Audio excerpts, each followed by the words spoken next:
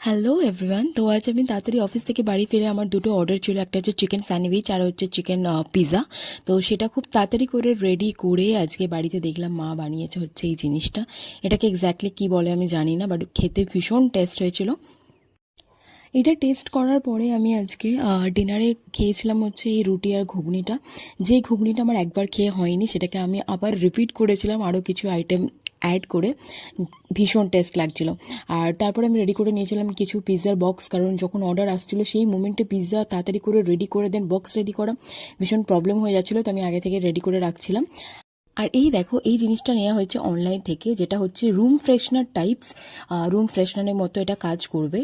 ফার্স্টে এটা অর্ডার দিয়েছিলাম এটা ব্ল্যাক কালারে, তো ব্ল্যাক কালারটা অতটা ভালো লাগছিলো না, ইভেন সেটাতে ইস্যুও হচ্ছিলো।